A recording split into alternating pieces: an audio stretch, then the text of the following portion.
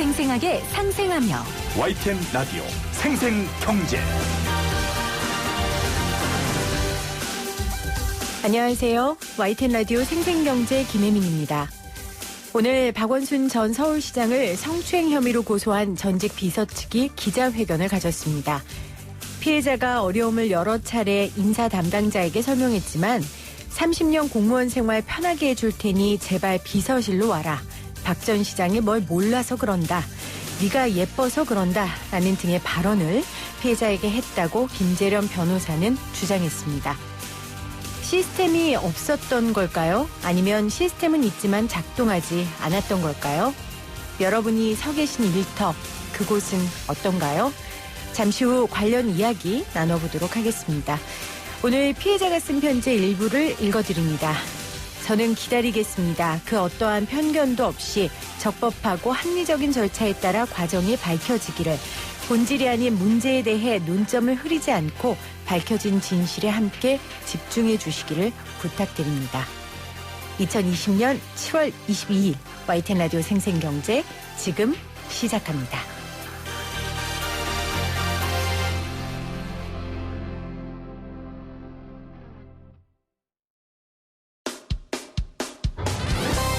사람을 바꾸는 경제 이야기, 세상을 바꾸는 경제 뉴스.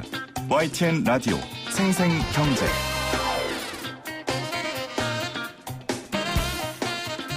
박원순 시장의 죽음 이후 우리 사회는 갈등과 또 여러 목소리로 정말 표현 그대로 속 시끄러운 시간을 보내고 있습니다. 저도 이번 일을 겪으면서 정말 많은 생각을 하게 됐는데요. 그중에 제가 생생경제 진행자로서 가장 관심 갖고 살피는 일은 제도적으로 조직 안에서 이런 일들을 막을 수 있는 방법이 없을까라는 부분입니다. 이런 부분에 대한 중요성을 오래전부터 주장한 분이 계셔서요. 오늘 모셨어요. 오석훈 박사 나오셨어요. 어서 오세요. 예, 안녕하세요. 박사님 늘 어려운 주제로만 제가 모셔요. 전에 세월호 때 한번 모셨고. 어렵고 슬픈 얘기들. 맞아요. 담당이에요, 제가. 먼저 고인과의 인연이 그래도 박사님이 얕지 않으시죠? 제가 오면서 세보니까 97년도에 처음 뵀더라고요. 20년이 넘어요. 그러니까 앞에 한 10년 넘게는 시민운동 하면서 만났고 그 뒤에 10년은 시장으로 받고 노회찬보다 길더라고요. 알고 지낸 게. 어떻게 최근 그럼 이 시간을 보내셨어요? 이게 공교롭게도 돌아가시기 몇 주 전에 전화를 하셨어요. 그래서 한번 서울시 에너지 얘기 가지고 좀 보자고. 그래서 전화 기다리고 있는데 문상 가서 보게 된 거죠. 이게 여러 가지 복잡한 이유도 있지만 아는 사람이 일단 이렇게 죽고 나니까 네. 안 됐더라고요. 사람 사는 게 뭔가 하는 생각도 들고 화려하고 뭐 그럴 것 같았는데 들여다보니까 뭐 아주 외롭고 힘들게 산 거더라고요. 그렇죠. 개인적인 애도 당연히 하실 수 있고 마음의 안타까움이 있으신데 사실 이 일을 통해서 우리 사회에 여러 가지 과제가 던져졌고 학자로서 많은 그 해결해야 할 대안들을 좀 내놓으시는 것 같아요. 그래서 오늘 그 얘기를 좀 듣고 싶은데 사실 안희정 지사 사건이 있었고 뭐 오거돈 시장 사건이 있었고 이런 일을 또 겪었어요. 뼈아픈 반성이 우리 사회에 있어야 할 때가 아닌가라는 생각이 들어요. 그리고 저는 지금이라도 이 얘기를 해야 된다고 생각하는 게요. 이게 지금 끝이 아니거든요. 그리고 이제 단체장이나 이런 좀 저희 탑에 있는 사람들도 문제가 있을 수 있지만 그 밑에 무슨 본부장급 수없이 많이 벌어지는 일들이기 때문에 이거는 개인이 잘못됐다거나 그렇게 끝나면 안 되고 이걸 좀 제도화시키고 덜 발생하도록 최선을 다해야죠. 네. 그래서 박사님께서 사실은 작년에 민주주의는 회사 문 앞에 멈춘다. 이 책을 쓰셨어요. 예. 이게 직장 민주주의에 대한 책인데 사람들이 많이 관심 가졌었나요? 이 책 자체는 관심이 많았었는데 그때 이제 그 직장 민주주의를 한국에서 하면은 세 가지 범주를 나눴어요. 그래서 하나가 이제 팀장 민주주의, 이제 주로 이제 팀장급에서 생기는 문제들. 두 번째가 젠더 민주주의라고 이름 붙였고 세 번째가 이제 오너 민주주의였거든요.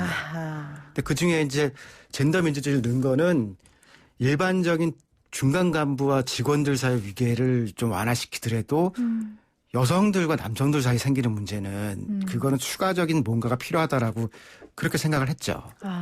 제가 이 책이 많이 팔렸나요? 이 질문한 이유가 사실 우리나라의 이런 직장 민주주의에 대한 개념 자체가 별로 명확하지 않은 것 같아서요. 아니 뭐 개념은 쉬운데 이게 이제 우리의 근본적인 한계가 뭐냐면요. 이제 소위 이제 586이라고 표현을 하잖아요. 네. 군인들하고 싸우면서 국가를 민주주의시키는 것을 되게 중요하게 생각했는데 지금 와서 보니까 우리가 민주주의를 책에서 배운 거예요. 그러니까 민주주의를 만든 사람들은 이게 자연스럽게 생활 영역으로 연장이 돼서 가거든요. 네. 그 직장에서도 당연히 해야 되는 거고 우리가 그나마 직장은 좀 논의를 했는데 더 안 한 거는 가정 내에서의 가정 민주주의 같은 거는 시작도 못 했거든요. 그러니까 이게 우리가 배워서 한 거다 보니까 응용을 못 한 거예요.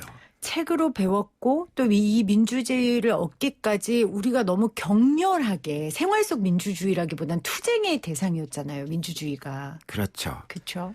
어떻게 보면 군인들하고 싸우다가 군인들 닮은 거예요. 그래서 이 명령하면은 쫙 움직여야 이게 진이 짜지잖아요. 네. 그러니까 상명하복이라는 거는 구시대 얘기고 지금은 조금 더 수평적이고 대화하고 논의하는 게 21세기인데 네. 지금 제 또래들이 이제 높은 자리에 가거나 그런데도 여전히 상명하복이 더 효율적이라고 생각을 하는 거예요. 그러다 보니까 이제 동료들끼리는 잘 지내지만 다음 세대하고는 어떻게 할 거냐, 직원들하고 어떻게 할 거냐, 마찬가지 관점에서 젠더 문제도 자기가 더 우월적으로 시키는 위치에 있다고 생각하거든요. 그러니까 이거는 좀 개인의 양심에 맡길 건 아니고 조금 제도적이고 사회적 흐름 같은 거 좀 만들어야 될 것 같습니다. 네. 그래서 사실 오늘 생생경제에서 박원순 시장 사건 자체에 대해서 다룰 일은 아니고요. 박사님께서 주장하시는 것처럼 이 직장 민주주의와 젠더 민주주의가 조직 내에 잘 정착이 된다면 우리가 좀 이런 뼈아픈 아픔을 더 이상 겪지 않을까 그런 생각 때문에 모시게 됐거든요. 이번 사건이 사실 직장 민주주의, 젠더 민주주의의 중첩점에서 볼 수 있다라고 표현을 하셨어요. 조금 더 풀이를 해 주신다면. 그러니까 위에 있는 사람하고 아래 있는 사람하고 협업하는 거거든요. 조직 내에서. 네. 근데 지금 우리는 그 협업이 아니라 지시하고 시키는 대로 해라. 그런 구조가 이제 기본적으로는 이제 그 팀장들이 갖고 있는 위계를 완화시키고 협력할 것. 여기에 이제 또 한국 사회가 가지고 있는 젠더 문제가 결합이 돼 있죠. 그러다 보니까 이중으로 힘든 거예요. 근데 젠더 민주주의가 뭐예요? 그 임금도 그렇고 여러 가지 면에서 똑같은 직장인들의 평균을 내보면은 네. 여성들이 많이 열악해요. 평균 임금도 그렇고 그다음에 고난도 열악해서 보통 여성들이 제일 힘든 나이를 45세로 많이 보거든요. 네. 그때가 이제 뭐 폐경기 겹치고 그래서 특히 혼자 사는 여성들이 매우 스트레스 받는 시기인데요. 한국 여성들은 그 시기가 30대예요. 그게 뭐냐면은 임신을 할 것이냐 결혼을 할 것이냐를 그래서 그런 거 안 한다 그러면 남성들하고 똑같이 임금이 올라가요. 그런데 그때 출산을 결정한 여성은 뚝 한번 떨어지거든요. 그리고 다시 그 위치를 못 가니까 그 결정을 30살 즈음에 여성들이 해야 되거든요. 네. 근데 이거는 외국에는 없는 현상이에요. 그러니까 이게 우리나라에서는 그 뭐 출산도 출산이고 여러 가지 이제 그 육아 등에 관해서 여성들에 대해서 좀 다른 식으로 좀 봐야 되거든요. 그러니까 이런 것 같아요. 저도 여성이고 사회생활을 하는 사람이지만 사회생활을 하는 데 있어서 이 30대 여성, 20대 여성들에게 주어진 무게가 너무 무거운 데다가 직장 내의 그 유교적인 문화, 그러니까 직장 민주주의가 정착되지 않은 조직에서 살아남는 것 자체가 너무 힘든 거죠. 제가 이 책에 쓴 내용은 아닌데요. 처음에 이런 걸 연구를 해갔다 생각을 했던 게 어떤 여성이 저한테 자기 골프 장타라는 거예요. 그래서 골프 좋아해서 그랬더니 안 좋아하는데 남성들하고 일을 하려니까 골프를 쳐야 되고 기왕에 칠 거면 잘 쳐야 되니까 장타 연습을 많이 했다는 거예요. 아니 재밌는 거 하고 살기도 바쁜데 먹고 살기 위해서 이게 갖춰야 되는 게 너무 가혹하더라고요. 직장 민주주의의 핵심은 무언가에 문제가 생겼을 때 어떻게 사람 사는 곳에 문제가 없겠습니까? 당연히 예. 문제가 생겼을 때 그 부분에 대해서 오픈하고 도움 청하고 거기에 대한 적합한 도움을 받는 게 직장 민주주의의 핵심 아니겠어요? 크게 이제 제도로만 보면은 이제 매뉴얼을 잘 정비를 해놓고 네. 이런 일이 벌어지면 이렇게 한다. 그렇게 하고 다음에 어필 절차라고 하는 이거 누구한테 얘기를 할 거냐. 근데 지금 저는 이게 좀 특별하게 필요하다고 생각한 거는요. 보통의 조직에서는 감사가 이 역할을 하면 돼요. 그래서 시장이든 뭐 누구든 감사가 견제를 잘하고 있고 그러면은 이게 필요 없거든요. 네. 근데 지금 감사가 아무 일도 안 해요. 근데 감사라는 게 조직에 꼭 있어야 되는 거예요? 의무적으로? 법에는 있어야죠. 법에는 그게 몇 인 이상으로 정해져 있습니까? 하다못해 시민단체 하나 만들어도 거기 다 필요하죠. 그렇군요. 그 회사법 등 해서 있게 돼 있는데 이게 상근 감사는 별로 없고 이거 키운다 감사위원회가 됐거든요. 근데 보통 사회이사가 이 감사위원장을 겸해요. 한 달에 한 번 회사 오는 사람이 지금 감사를 하게 돼 있는 거니까 아유, 못하죠. 이거는 좀 시스템을 정비를 해야 된다라고 그렇게 생각해요. 아니, 그리고 문제가 생겼어요. 그런데 한 달에 한 번 오는 사람한테 저 이런 문제 생겼어요. 말하기가 쉬워요? 그러니까 쉽지 결국 않죠? 그 밑에 감사실 직원들이 그걸 대행하는데 사장이나 시장한테 이 사람들이 거부할 수가 없잖아요. 그러니까 이제 감사 시스템 고치는 것대로 가야 되지만 뭐 젠더 문제는 이렇게 시급하게 해야 되는 거는 이건 먼저 시스템을 갖춰서 뭐 좀 할 필요 있지 않은가 싶어요. 오늘 피해자 측 2차 기자회견이 있었거든요. 오늘 피해자 측 기자회견의 좀 중심적인 내용은 여러 번 서울시에 문제 제기를 했고 피해자가 도움을 요청했는데 그냥 개인적인 수사로 마무리했다는 거예요. 그러니까 수사라는 게 그런 검찰 조사가 아니고 표현으로 그러니까 네가 예뻐서 그래. 뭐 표현하기도 참 처참한데 이렇게 시스템이 서울시에 있긴 있잖아요. 있는데 이게 너무 형식적이라서요. 사실 이건 지금 민주당이 집권 여당이잖아요. 네. 그리고 이건 민주당이 관할하고 있는 여러 기관을 생각해 보면은 그 자신들이 단체장을 배출한 지역도 있고 그다음에 수많은 공기업들이 사실은 그 여당의 영향권 내에 있거든요. 그렇겠죠. 그러니까 이거는 시급하게 우리가 젠더 민주주의 하겠다라고 먼저 선언을 하고 그다음에 매뉴얼도 시스템을 갖춰 나가고 전수조사도 바로 시작하고 이번 기회로. 근데 이거는 이전에 안희정 때나 그 전에 했었으면 되는 거거든요. 그렇게 해서 이제 뭐 한 명 한 명을 다 감시할 수는 없다고 하더라도 분위기가 이걸 지키는 분위기가 되면은 네. 빈도수는 확 줄을 수 있거든요. 비슷한 제도로 지금 가족 친화 기업이라는 제도가 그 여성가족부에서 운영을 하거든요. 이게 처음에는 뭐 아무것도 아니라고 그랬어요. 그거 하나한 건데 뭐. 그런데 이게 몇 년 전에 공기업과 정부 기관에 의무가입을 시켰어요. 그랬더니 난리가 난 거거든요. 그러니까 경영 시스템으로 어떤 인증제나 이런 걸 해서 장착시키면 돼요. 그리고 뭐 민간 기업에 다 하기 어렵다고 하더라도 정부 돈 받아가거나 정부 수주할 때는 최소한 이 정도는 갖춰놓고 해라. 네. 금방 돼요, 이거는. 그거 안 하는 거죠. 말씀하신 것처럼 쌀로 밥 짓는 얘기일지라도 그거를 인증받게 하고 예를 들어 그걸 한 기업에 메리트를 주고 이익을 주고 하다 보면 그게 제도가 문화로 정착되는 거 아니겠어요? 네, 그 처음에 직장 성희롱 교육 같은 거 할 때 효과가 그 뭐가 있냐고 막 사람들이 그랬거든요. 그냥 민망하게 된다라고 했는데 해보니까 이런 의사결정권을 가진 센 사람들 말고 밑에서는 상당히 효과를 봤어요. 의식이 깨지는 거죠. 그러니까 알려주는 거예요. 그러니까 그 나쁜 사람을 좋은 사람으로 만드는 게 아니고 이거는 벌을 받는다라고 인지시켜 주면은 조심하게 되죠. 저도 그 필수 교육이 있어요. 그래서 예, 성희롱 교육을 얼마 전에 영상으로 봤는데 사실 그 전까지 저 형식적으로 봤거든요. 근데 이번 일을 통해서 제가 굉장히 주의해서 보는 거예요. 아, 나도 모르게 내가 피해자가 될 수도 있고 나도 모르게 가해자가 될 수도 있고 그리고 그 교육이 진짜 중요한 것 같더라고요. 네, 특히 이제 그 일반 직원들은 교육을 많이 받는데 네. 팀장이나 그런 관리자급이 되면은 알아서 잘하겠지 하고서 직무교육 외에는 안 하거든요. 근데 이거는 기관장들 이게 높은 순서대로 사실은 주기적으로 해야 돼요. 오히려. 그래서 환기시켜 주는 거예요. 맞아요. 그래야 됩니다. 이번 일 하고 나니까 막 기다렸다는 듯이 어떤 구청장이었나요? 자기는 뭐 다 집무실 다 유리창 오픈해놓고 뭐 막 이런 거 자랑하듯이 이야기하던데 기관장 이야기 하셨잖아요. 그런 사람들의 그 지금 당장 실천할 수 있는 게 뭐가 있을까? 뭐 비서를 여자 비서는 다 없애라 막 이런 얘기하는 사람들도 있어요. 좀 너무 나가는 그러니까요. 거죠. 그러면 위에 저 기관장이 여성이면 어떡해. 그러니까요. 그러니까 실천할 수 있는 현실 가능한 근데 뭐가 이제 있을까요? 남성들끼리 그런 얘기 많이 해요. 특히 대학이나 이런 데서 이제 면담할 때 다 문을 열고 한다. 그거는 좀 됐고 그다음 따로 만날 일들 이런 걸 줄이는 거죠.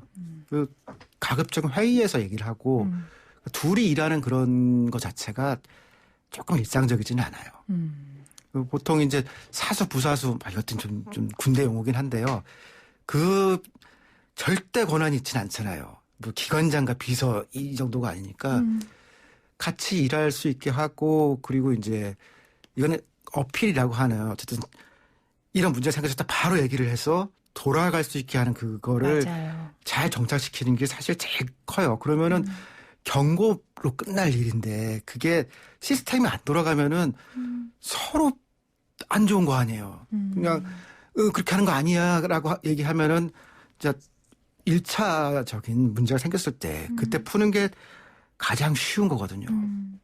그렇다면 박사님의 개인 의견을 여쭙겠습니다. 서울시에서 이번에 이 일을 어떻게 처리하는 게 직장 민주주의를 정착시키는 데 있어서 도움이 될 것 같아요. 지금 일단 피해자 측에서는 못 믿겠다. 가해자가 무슨 조사를 하냐 지금 이렇게 얘기하고 있거든요.